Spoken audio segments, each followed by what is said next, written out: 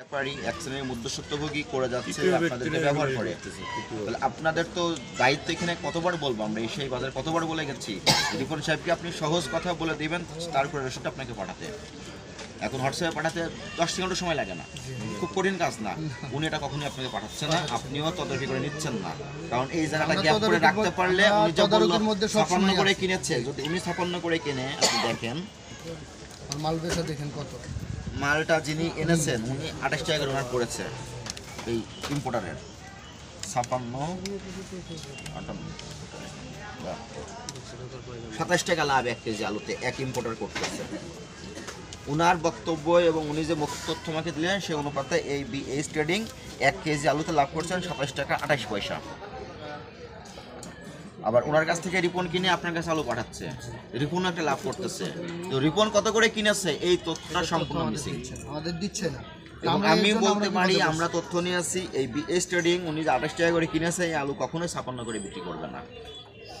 ওনার যদি ব্যবসায়িক নৈতিকতা জায়গাটা থাকে উনি আরও কম মূল্যে বিক্রি করেছে।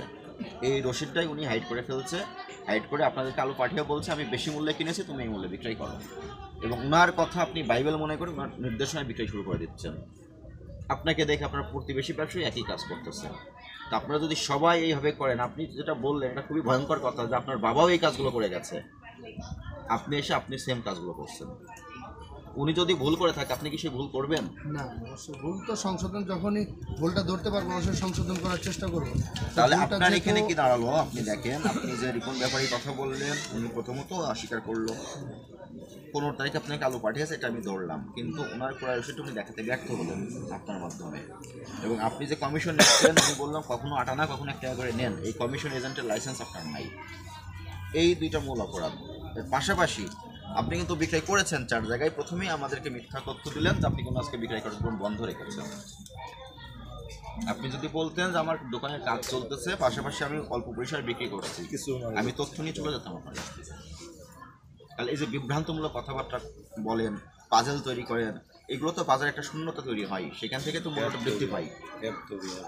আপনি আমার কথা বুঝতে পেরেছেন? আপনার এখন করণীয়, আপনি প্রথমে কমিশন এজেন্টের লাইসেন্স করবেন। ওখানে বলা আছে আপনি আলুতে কত % নিতে পারবেন, পেঁয়াজে কত % নিতে পারবেন। এটা কোথা থেকে সংগ্রহ করতে? কৃষি বিপণন অধিদপ্তর থেকে সংগ্রহ করবেন। এবং পাশাপাশি আপনি যত ব্যাপারে আলু বিক্রি করতে দেবেন কোনো সমস্যা নাই, কিন্তু এই ব্যাপারে যেন বৈধ ব্যবসায়ী হয়। তাদের কোনো কপি রাখতে হবে? অবশ্যই তাদের ট্রেড লাইসেন্স রাখবেন, তাদের ক্রয় রসিদ আপনারা রাখবেন। উনি হঠাৎ করে আপনাকে ফোন দিয়ে বললো আপনি 56 করে বিক্রি করেন, আপনি ওনার কথা শুনে 56 করে বিক্রি লিখে রাখলেন না, সেটা ঠিক না। ওনাকে আপনি বলবেন আপনি কত করে কিনেছেন, সেই রসিদের একটা কপি আমাকে ছবি দিলে পাঠান। সেটার সঙ্গে ওনার মজুরি খরচ, পরিবহন খরচ, আড়তের ভাড়া, সমস্ত আনুষঙ্গিক খরচ যোগ করে একটা যৌক্তিক পর্যায়ে মুনাফা করবেন উনি। সেই মুনাফাটা রেখে আপনি বিক্রয় করে দেবেন ওনাকে। এটা খুবই সহজ।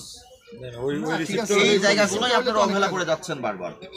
আসলে আর শতবার বলার চেষ্টা, মানে এখন শতবার বলার চেষ্টা করতেছি ওনাদের কোনো কপি দিচ্ছে। এখন যেটা বললেন ঠিক আছে, আমরা এখন যত ওই ব্যাপারে না পারে আপনি অন্য ব্যাপারীর কাছ থেকে নেবেন। 100% এখন যে ব্যাপারে 100% কাগজপত্র দেখাতে পারবো বা দিতে পারবো কপি, ওদের সাথে ব্যবসা করতে পারে, না হলে রিজেক্ট হিসাবে গণ্য করবে। এই তো স্যার আপনাদের বক্তব্য। বলতেছি যে ব্যাপারে আমাদের কাছে ডকুমেন্ট দিবে না তাদের সঙ্গে ব্যবসা বাণিজ্য বন্ধ করে, যার ডকুমেন্ট আছে এরকম দেখে ব্যাপার দেখে সিলেক্ট করে তাদের সঙ্গে ব্যবসা বাণিজ্য করবে। এই তো স্যার আপনাদের কথা সঠিক আছে।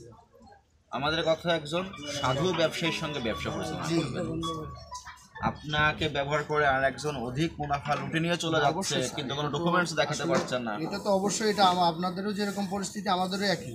কারণ এটা তো আমাদের দেখেন, এই 1 কেজি পেঁয়াজ যদি 100 টাকা বেশি, আমার কমিশন 40 কেজিতে 40 টাকা।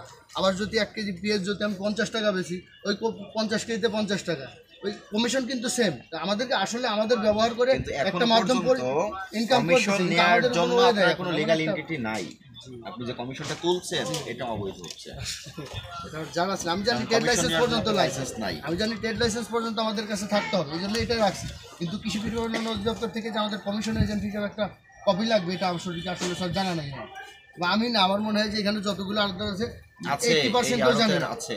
আমি নিজে দেখেছি অনেক ব্যবসায়ী কমিশন এজেন্টের লাইসেন্স আছে, বিবরণে করতে দিছে, কেউ করছে এরকম আছে। আবার না থাকলে অনেকে বলার পরে অবশ্যই যে নির্দেশনাগুলো দিলাম ব্যাপারীর কাছ থেকে ডকুমেন্টস রাখবেন এবং আপনাদের যে লাইসেন্সগুলো লাগে সেগুলো করে রাখবেন। ঠিক আছে, এবং সঠিক তথ্য সরবরাহ করবেন।